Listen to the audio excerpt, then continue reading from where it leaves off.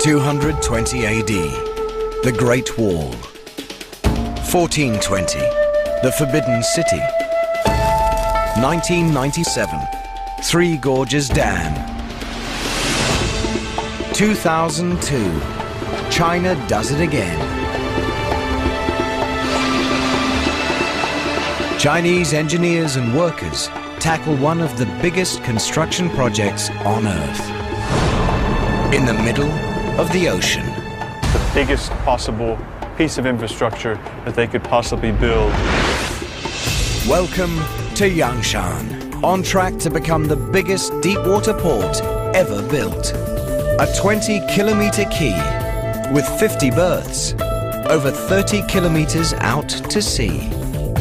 Linked to China by the world's second longest ocean bridge, where massive cranes, a cutting-edge control system, and some very, very focused personnel are already shattering records for loading and unloading gigantic container ships.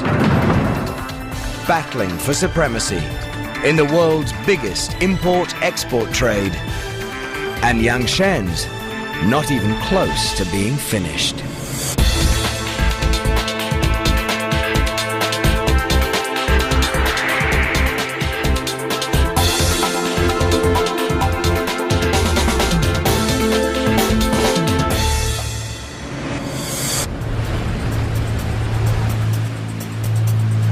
Spring 2007.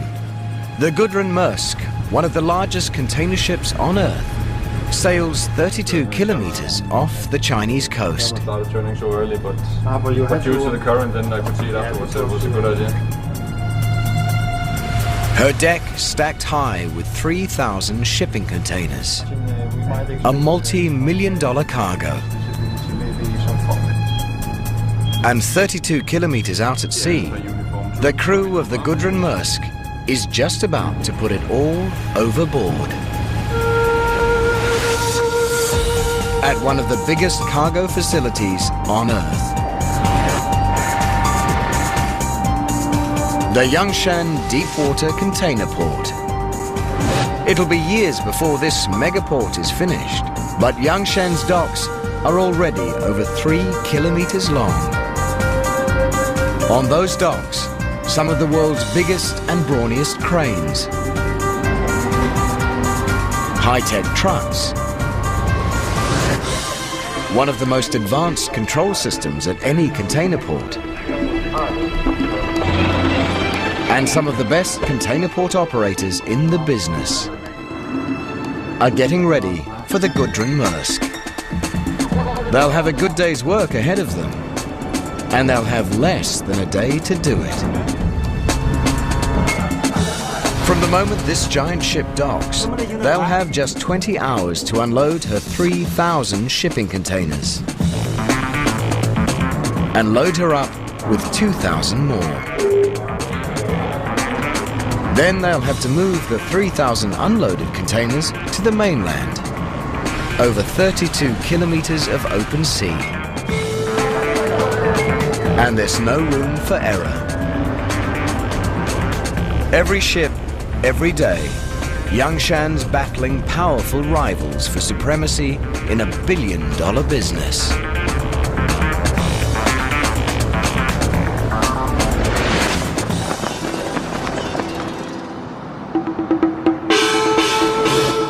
Shanghai,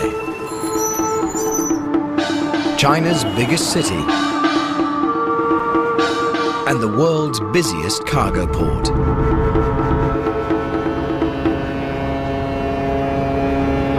In the 21st century, China's export-import trade's exploding by nearly 30% per year. And Shanghai's in the right place at the right time.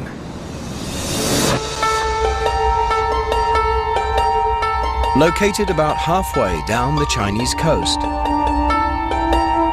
right at the point where the Yangtze, the world's third largest river, empties into the sea.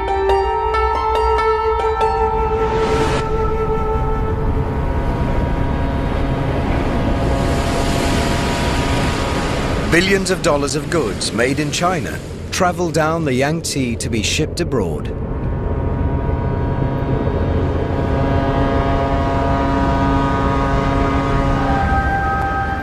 In 2001, that was 300 million tons of cargo. By 2005, it was nearly 800 million.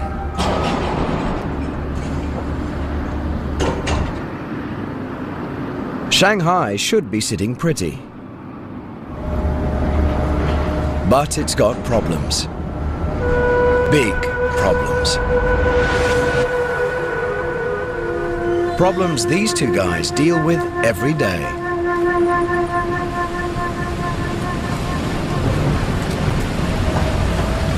Wu Jiangwen and Jiang Wei are Shanghai harbor pilots.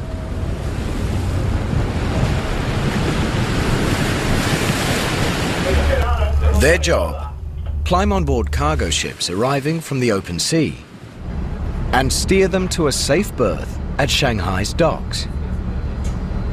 And that's even harder than you think. The color of the sea reveals why. Muddy brown, the color of a river.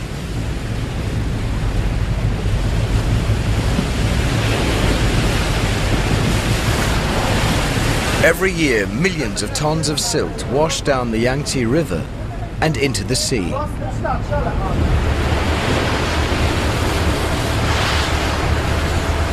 Where the Yangtze meets the ocean, all that silt piles up in sandbars. Exactly where hundreds of ships are sailing into Shanghai. At low tide, the silted-up entrance to the world's busiest cargo port is only 7 meters deep. And in today's world, any ship that can clear 7 meters is a mere rowboat. The biggest ships that come into Shanghai need 12 meters water depth. So they are very dependent on high tide.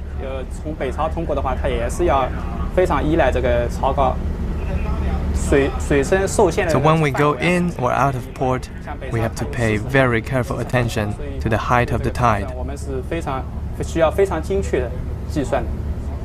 Today's vessel needs only 8 meters depth. It cleared the sandbars at high tide. But that doesn't mean Wu Jiangwen and Jiang Wei are having a nice day. They look relaxed, but they know their problems are just beginning. Because Shanghai's aquatic arteries are seriously clogged with more than just silt. Their ship's now entering the Huangpu, a smaller river that runs through Shanghai. And they're about to steer it through one of the worst maritime traffic jams on Earth. Normally, we'll have more than 100 ships coming into the river mouth and another 100 ships going out over 24 hours. And that's just the big ships over 5,000 tons. I'm not even counting the smaller ones. It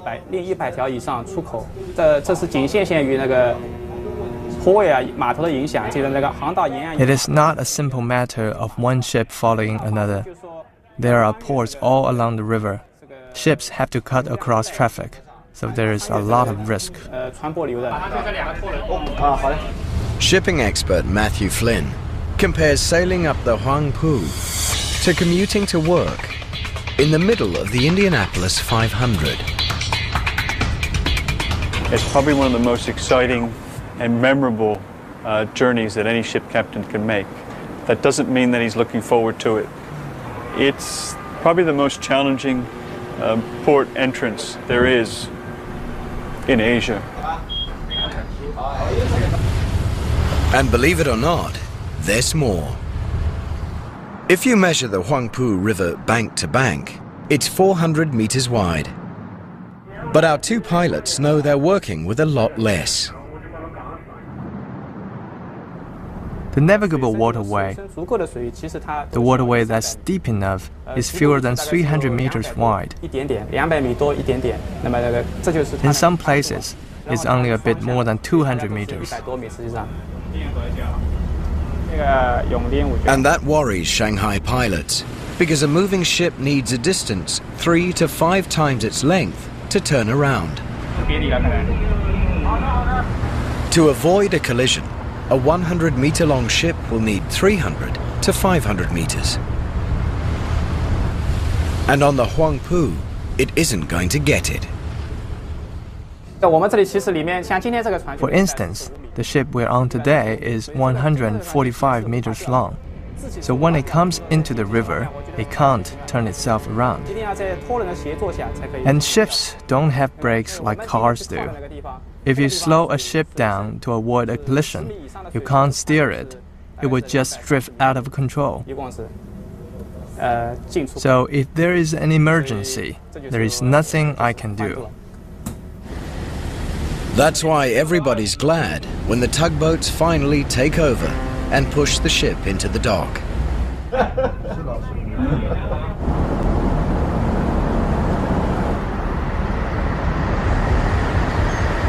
Because to these guys, a cruise up the Huangpu is about as relaxing as steering a runaway truck through a crowded shopping mall.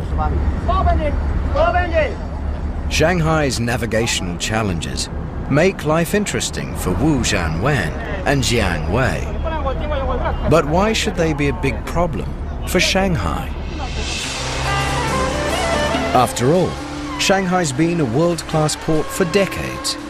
All that time, the Yangtze was choking with silt. And the Huangpu was never much wider. So what's changed? This has. The size of the ships sailing into Shanghai. Gigantic container ships. The most cost-effective way to move enormous quantities of freight around the planet. If they can't get their cargoes in and out of Shanghai, Shanghai can't give the world what it needs. Ships will go elsewhere, and Shanghai will be left behind. After World War II, shipping containers revolutionized the cargo industry. Unlike loose cargo, packed containers could simply be offloaded onto waiting trucks and driven away. The first ships carried only a few dozen containers. It didn't take a shipping genius to realize that the more containers one ship could carry per voyage, the more money ship owners would make. So container ships got bigger and bigger and bigger. Well, if you're making $1,000 per container that you're hauling across the ocean, it's a dollar and cents type of equation. The bigger ships that you can build, the more cargo that you can carry. In the 1990s, Shanghai built new container ports at Waigaoqiao on the ocean just beyond the mouth of the Yangtze. Ships docking at Waigaoqiao didn't have to sail up the Huangpu, and the water there was over 12 meters deep. For a time, things seemed fine, but then the ships got even bigger. As big as the Gudrun Maersk, over 40 meters wide, over 300 meters long, longer than the Eiffel Tower, and needing deeper water than Waigaoqiao could offer.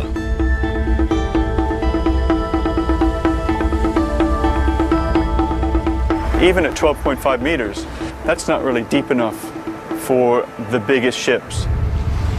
We're talking 9,000, 10,000, 13,000 TEU container ships. So you really want something that's at least 15 meters. Today's megaships, like the Gudrun Maersk, are in a class by themselves. A class called Post-Panamax, because they're too wide to fit through the Panama Canal.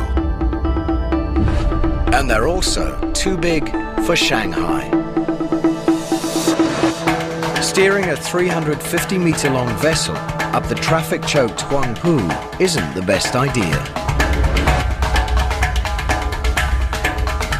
And the Huangpu's 400-meter wide channel isn't much wider than the Gudrun Maersk is long. Turning would be a nightmare. And in the early 1990s, Shanghai gave the world's biggest ships something else to worry about. 2 suspension bridges spanning the Huangpu. 那个地方它就是要过一座大桥，那个大桥的那个 If a big ship came in, it could not pass under the Huangpu Bridge. Only ships of 48 meters tall or under can pass under that bridge. 但是它当时就超过了48米。 In the 21st century, 30% of the world's shipping containers were traveling on post-Panamax vessels. And Shanghai still wasn't deep enough, wide enough, or big enough to let those ships come in. Problems competing ports like Hong Kong and Singapore didn't have. As China's economy exploded, everyone wanted a piece of the action. Shanghai couldn't handle the business, it would have gone elsewhere. 2002, Shanghai's leaders rolled the dice on a bold solution. At a place called Yangshan, 32 kilometers offshore, where the water was 15 to 20 meters deep.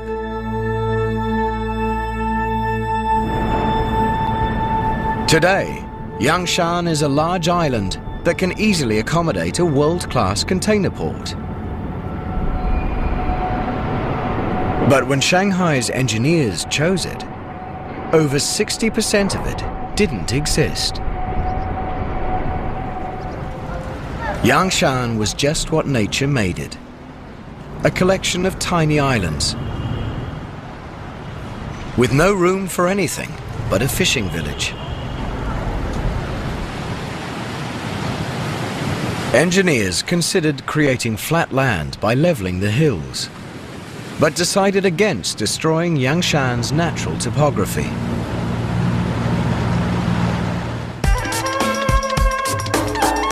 Instead, they decided to build the world's biggest container port virtually from scratch. Yangshan Port is this enormous deep water project that was built kind of on a fresh sheet of paper, the biggest possible piece of infrastructure that they could possibly build to stamp Shanghai's kind of dominance over container shipping.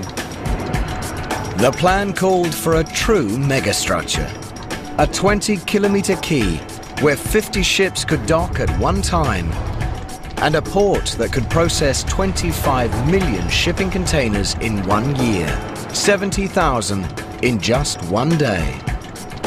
Price tag, an estimated 18 billion US dollars. 2002.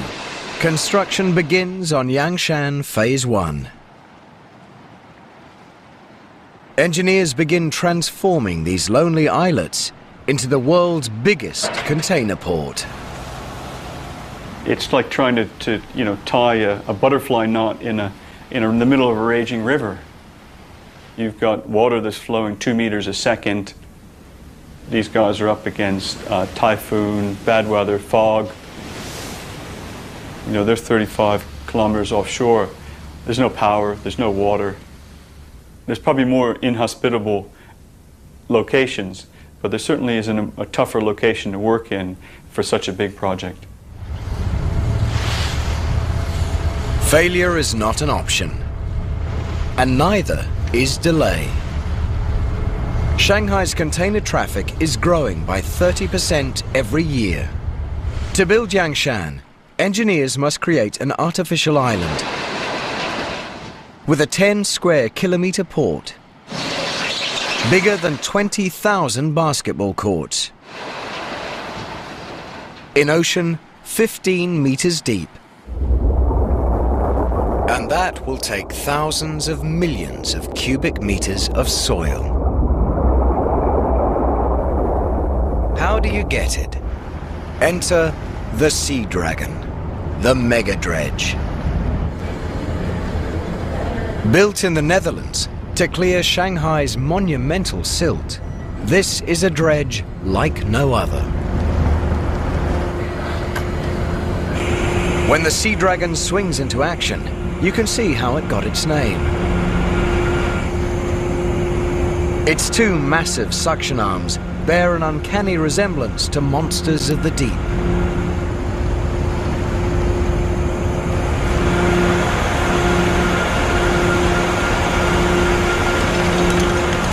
Ocean floor mud as deep as 45 meters can't escape their jaws. And they don't just eat a lot, they eat fast, thanks to some mega power topside.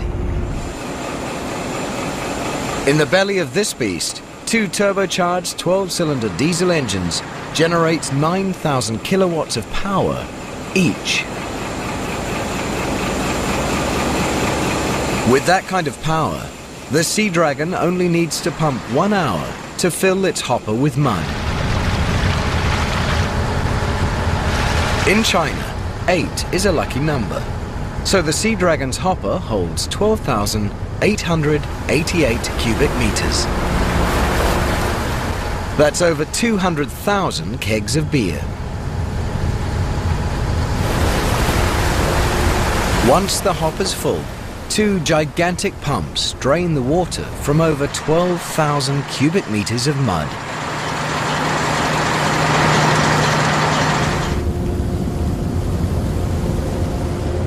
And Captain Yángshān says that when it's time to deliver the payload, his dredge leads the pack. Older ships can only dump sand, but the Sea Dragon can blow or spray it. That gives it a real advantage over other ships on the construction site. The Sea Dragon worked almost a full year just to build Phase 1. Dumping 3,000 million cubic meters of mud. Enough to fill over 1 million Olympic swimming pools. Growing a man-made island in ocean over 15 meters deep.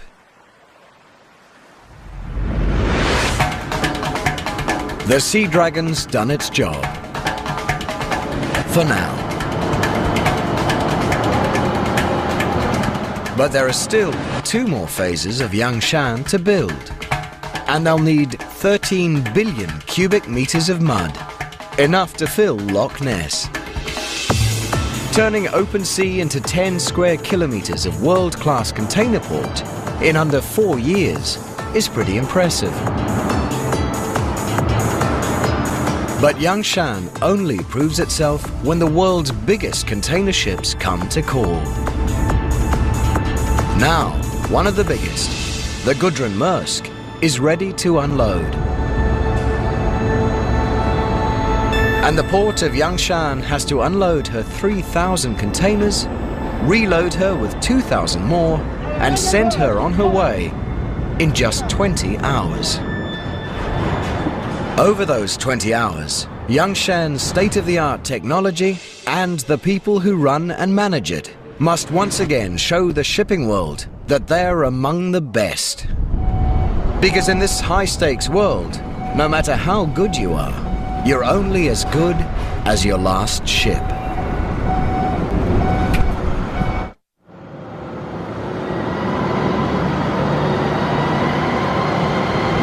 noon. Unloading the Gudrun Maersk begins. 3,000 shipping containers in less than 20 hours. Every hour behind schedule costs thousands of dollars.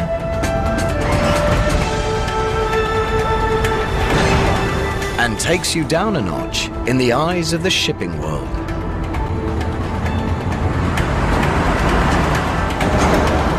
Only the best can pull this off. And Yangshan Deepwater Port has 13 of them. The STS-40 ship-to-shore crane, 50 meters high. That's as tall as the fabled Godzilla.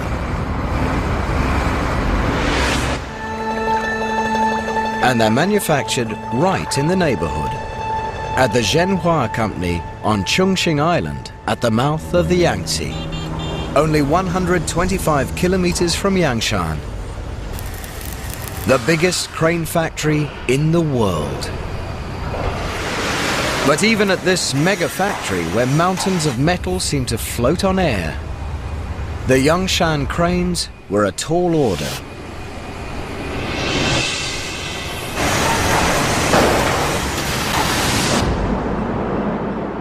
Most container cranes can lift one 40-foot container at a time, or two 20-foot ones. Yangshan needed cranes that could lift twice that many, and stand tall enough to reach them from atop the world's biggest ships. And it needed 13 of them. General Manager Lu Hanzhong recalls the excitement of winning the Yangshan contract and the anxiety of fulfilling it. Designing and manufacturing cranes this big was a challenge for us, because ships are getting bigger and higher. Cranes have to be bigger too. We couldn't simply make one of our smaller cranes twice as big. That crane would have been far too heavy to build. We needed to change the design of the whole structure. But one of the toughest challenges to giving Yangshan its super cranes wasn't building them. When they arrive at container ports, new cranes can need up to 6 months reassembly before they are ready to operate. But not Zhenhua's cranes. They come with no assembly required. Shipped around the world on Zhenhua's specially modified freighters. But Zhenhua's ships had never transported cranes as tall and heavy as the ones ordered by Yangshan. The cranes couldn't be any shorter or lighter, or Yangshan wouldn't beat its competition. There was only one option: solve the problem. We successfully designed a bigger crane which doesn't add much to its own weight, but can still do the job it's designed to do. And we designed them so they can lower their height while they're being transported. Problem solved. Cranes designed, built, and delivered. Now they're putting Yangshan ahead of the pack. Most container port cranes can handle about 30 containers an hour. Yangshan's cranes can handle more than 50. Thanks to crane drivers like Zhang Yi, who have made a commitment to being the best. The difficulty we have to conquer is we work on night and day shifts rather than normal working hours, so that we have to sacrifice a bit, personal life-wise. I mean, we cannot just go drinking and have fun as much as we want to. We have to make sure we rest well before we come to work. Driving a container port crane is like fishing for a prize in a carnival game. Except the prize weighs 2.5 tons, and that's empty.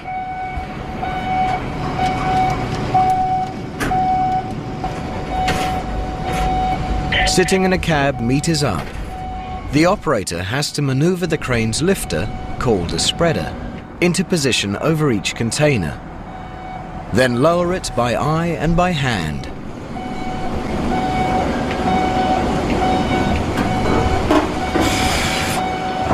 When the spreader's in place, he triggers the spreader's automated locks that grip the container and hoists it up and over the deck onto the dock below, lining it up precisely with the truck that will carry it away. And then do it again, and again, and again. And if you think unloading is tough, try loading. To load a ship, a crane operator has to position a 20-foot container onto pins on deck. and slide it precisely into grooves built into the cargo hold, so containers won't move at sea. That's like trying to set an elephant down on a coin from 50 meters up. And a crane driver doesn't have all day to get it right. If containers move too slowly, ship owners fall behind schedule and lose money. But if they move too fast, they can swing out of control, endangering cargoes, people, and cranes. And a bumped container could mean damaged goods inside. So crane drivers have to develop an instinct for loading and unloading at exactly the right speed. The cranes put the containers onto trucks, which move them from the dock to the container yard. At the yard, rubber tire gantry cranes take the containers off the tractors and put them on the ground. But there's a lot more to this process than just heavy lifting. Shipping containers look alike, and unless you can match their numbers with the list, there's no way to tell them apart.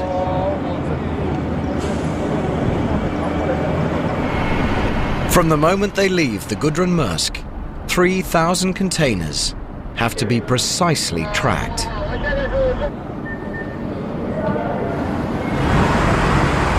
A misrouted container means unhappy customers and a bad reputation for Yangshan.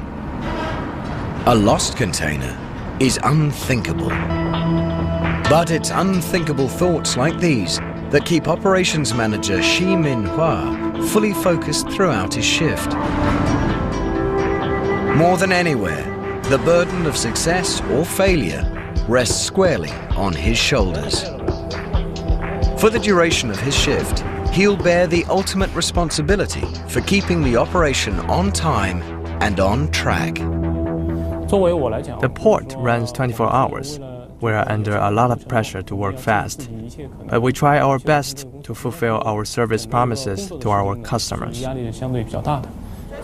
If anything does go wrong, the buck stops with Shi Min-hua. And there's plenty that could go wrong.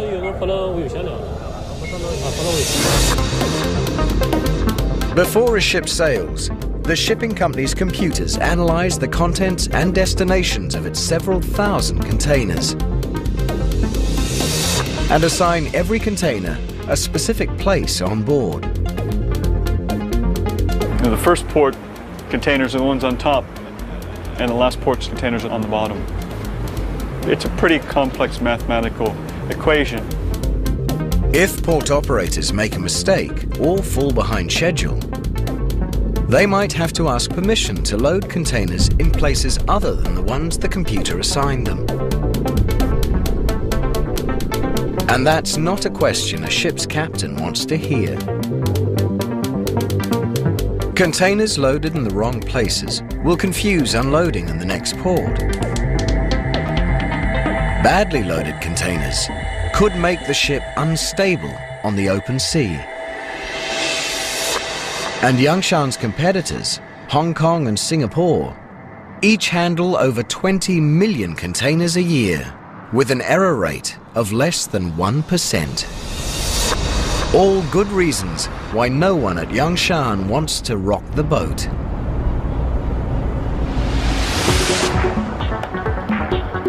Fortunately, Yangshan has a brain to match its brawn. A cutting-edge control system developed by the port of Shanghai.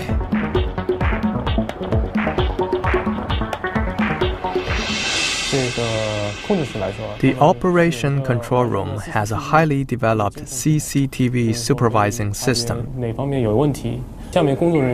which can help to detect any potential problems. We communicate through walkie-talkie. There are laptop computers on the wharf that receive a detailed operation plan delivered by the computer system. Cranes, trucks, and rubber tire gantry cranes all have cab displays electronically linked to the port control room. So crane operators and drivers know exactly which containers they're moving, when to move them, and where they go. The trucks receive wireless orders from the computer terminal in the operation control room. Portable mini computers in the trucks display instructions on what to do and where to go. The trucks we use here are some of the best. They're equipped to transport containers on the left and the right. And the driver's cab has windows on 3 sides, which allows the driver to see a lot more.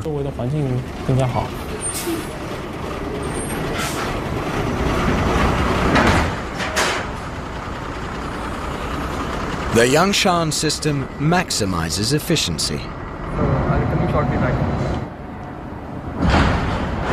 Sending ship after ship back to sea on schedule. Making crews and owners happy. So they're trying to sail at a specific time to meet a berthing window at another port down the road. Delays are just not acceptable. The unloading and loading goes on all night. And past the break of day. 20 hours after she docked, the Gudrun Maersk departs Yangshan, leaving behind 3,000 containers filled with imported goods. Taking with her 2,000 others filled with exports. Shēnshuǐ and the Yangshan team can finally relax and call it a day. A very long day. But Yangshan's job isn't over yet. 3,000 shipping containers have to be delivered. Customers have waited weeks for the Gudrun Maersk to bring them across the ocean.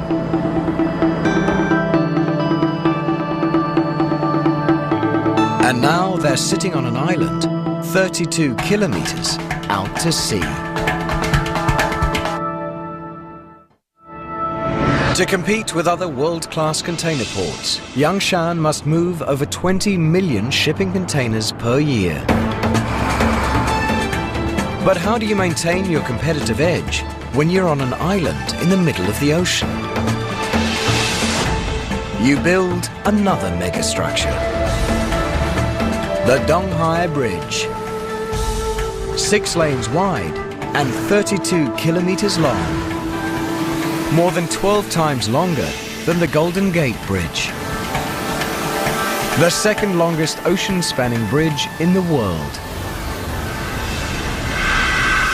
The longest is just 80 kilometers to the west, spanning Hangzhou Bay. Building a bridge this long on land would be tough. Building it over the open sea is a logistical nightmare. It's not like you're a steel worker building a skyscraper. You don't have electricity out there. Everything that you need to do your job has to be taken in by barge and back and forth in that fashion. Just designing the Donghai Bridge was a mega challenge. It had to be wide enough for 6 lanes of truck traffic, high enough to let some of the world's biggest ships sail underneath, and strong enough to withstand all that nature would routinely throw at it. Typhoons every summer, currents ripping past at 2 meters per second, 6-meter waves. And that's just on the surface. From the mainland to Yangshan Islands, the seabed can vary in depth from 10 to 30 meters. And it's nothing but soft, unstable mud. Not a good foundation for 6 lanes of concrete highway, vibrating with heavily laden trucks. In cyberspace, engineers tested their bridge designs every way they could. with waves, winds, truck accidents, and colliding megaships to discover which design would best survive. In the end, they chose not one design, but two. Most of Donghai is a box girder bridge made of over 600 concrete spans. The longest spans are the length of 4 volleyball courts. But in 2 places, it becomes a cable-stayed suspension bridge, with one span rising high enough to let ships pass underneath. And it spans the waters in a graceful S-curve, so ships passing under it can sail at angles to strong ocean currents.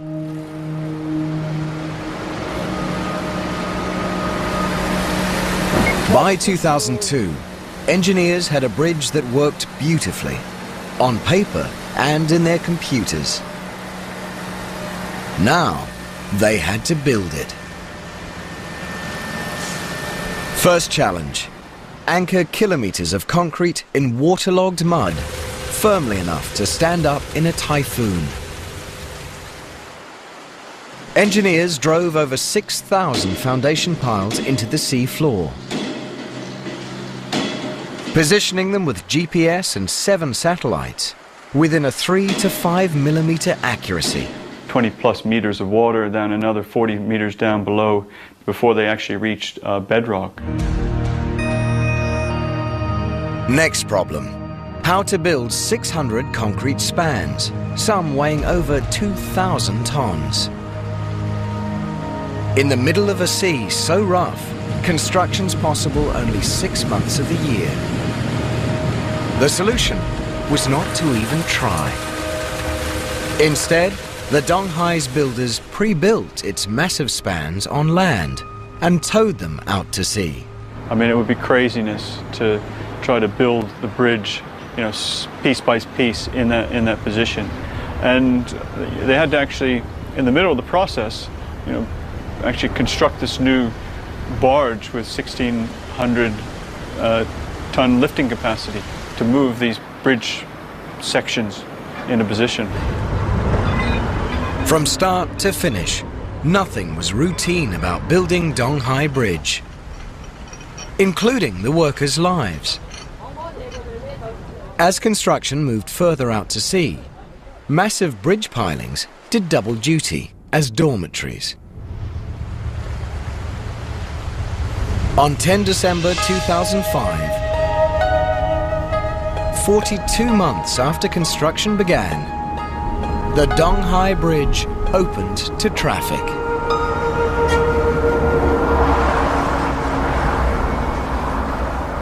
Since then, nearly 3 million containers have crossed its S-shaped span.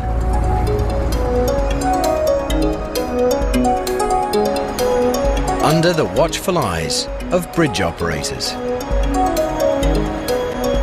From this high-tech control room, they miss nothing that happens on, over, and under the world's second longest ocean bridge.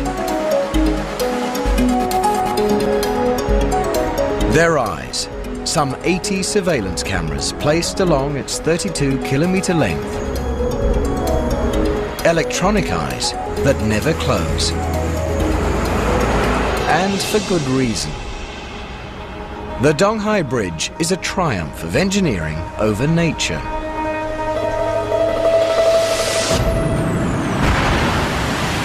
But nature isn't giving in that easily. Typhoons and fog can make driving on the Donghai Bridge hazardous. In 2006, Super Typhoon Shēnshuǐ battered China with powerful waves and winds.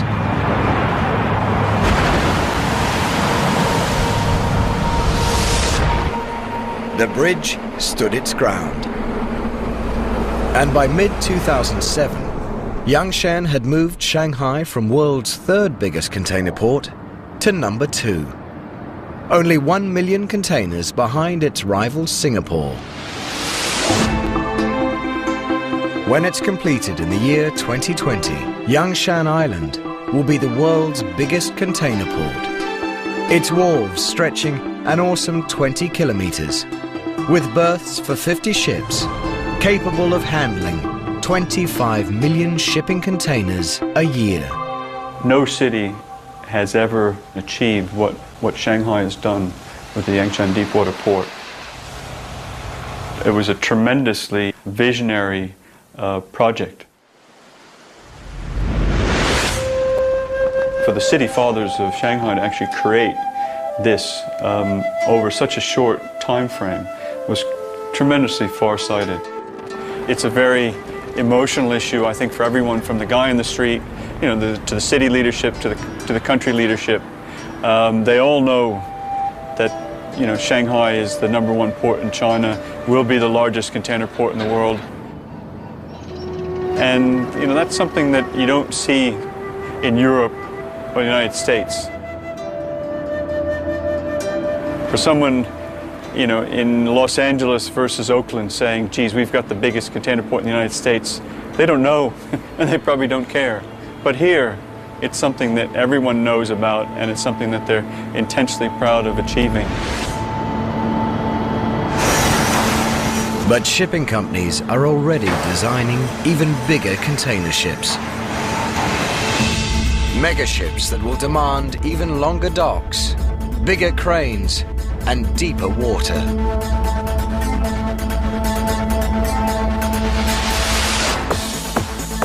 The biggest container port ever built may someday be just the first phase of an even bigger one.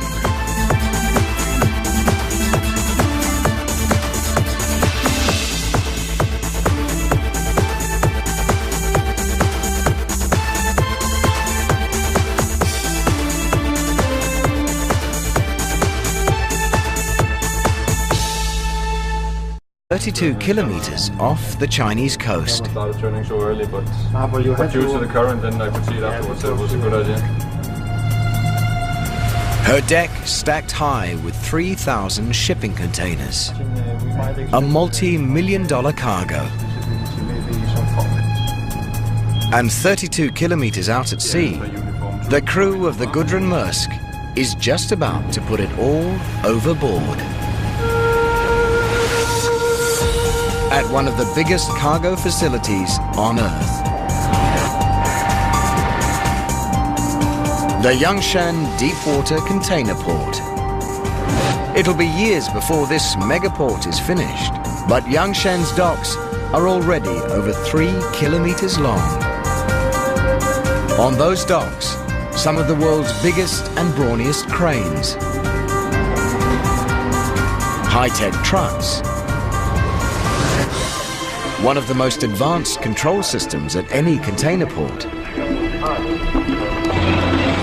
and some of the best container port operators in the business are getting ready for the Gudrun Maersk. They'll have a good day's work ahead of them, and they'll have less than a day to do it. From the moment this giant ship docks, they'll have just 20 hours to unload her 3,000 shipping containers and load her up with 2,000 more. Then they'll have to move the 3,000 unloaded containers to the mainland, over 32 kilometers of open sea. And there's no room for error. So when we go in or out of port, we have to pay very careful attention to the height of the tide. Today's vessel needs only 8 meters depth. It cleared the sandbars at high tide. But that doesn't mean Wu Zhangwen and Zhang Wei are having a nice day. They look relaxed, but they know their problems are just beginning. Because Shanghai's aquatic arteries are seriously clogged with more than just silt. Their ship's now entering the Huangpu, a smaller river that runs through Shanghai.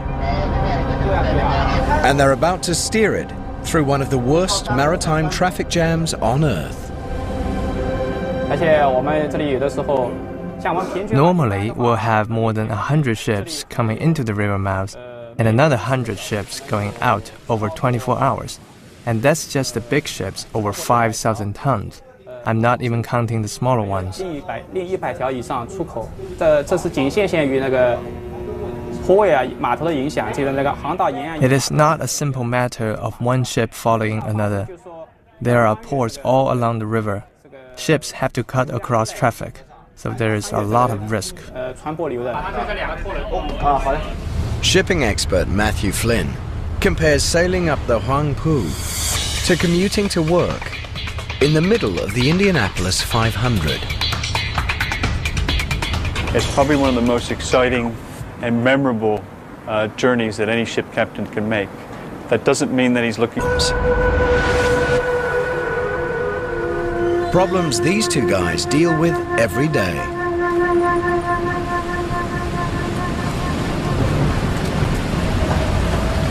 Wu Jiangwen and Jiang Wei are Shanghai harbor pilots.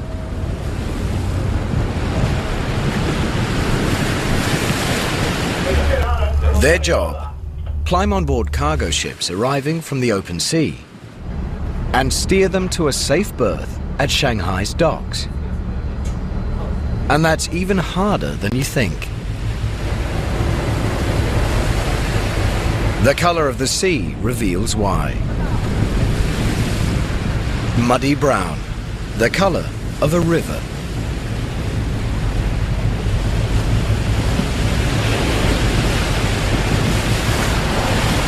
Every year, millions of tons of silt wash down the Yangtze River and into the sea.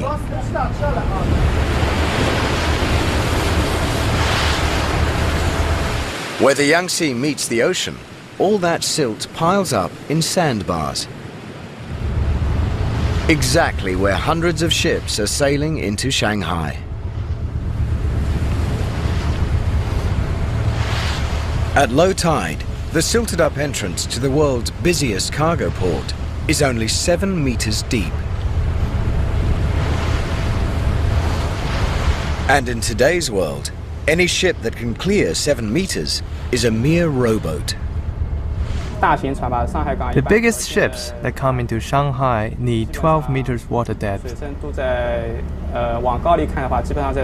So they are very dependent on high tide. 220 AD, the Great Wall. 1420, the Forbidden City. 1997, Three Gorges Dam. 2002, China does it again. Chinese engineers and workers tackle one of the biggest construction projects on Earth.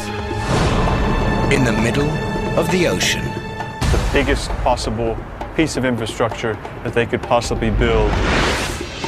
Welcome to Yangshan, on track to become the biggest deep-water port ever built. A 20-kilometer quay with 50 berths, over 30 kilometers out to sea. Linked to China by the world's second-longest ocean bridge, where massive cranes, a cutting-edge control system, and some very, very focused personnel are already shattering records for loading and unloading gigantic container ships. Battling for supremacy in the world's biggest import-export trade. And Yangshan's not even close to being finished.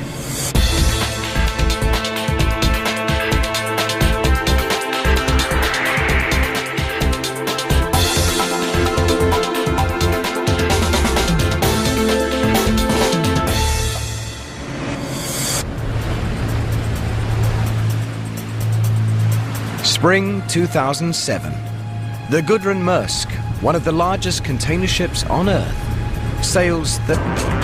Every ship, every day, Yangshan's battling powerful rivals for supremacy in a billion-dollar business.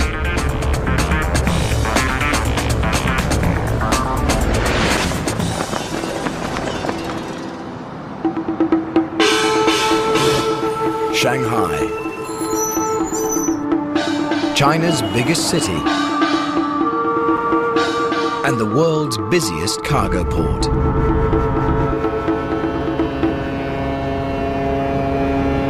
In the 21st century, China's export-import trade's exploding by nearly 30% per year. And Shanghai's in the right place at the right time.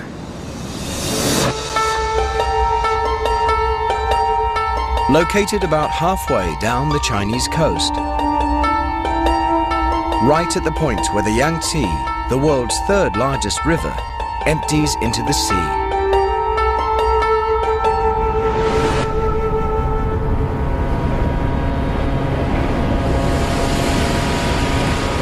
Billions of dollars of goods made in China travel down the Yangtze to be shipped abroad.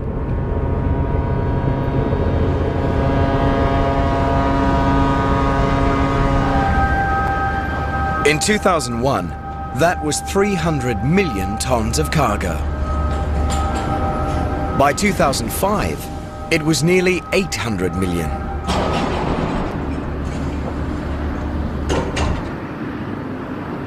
Shanghai should be sitting pretty. But it's got problems. Big problems.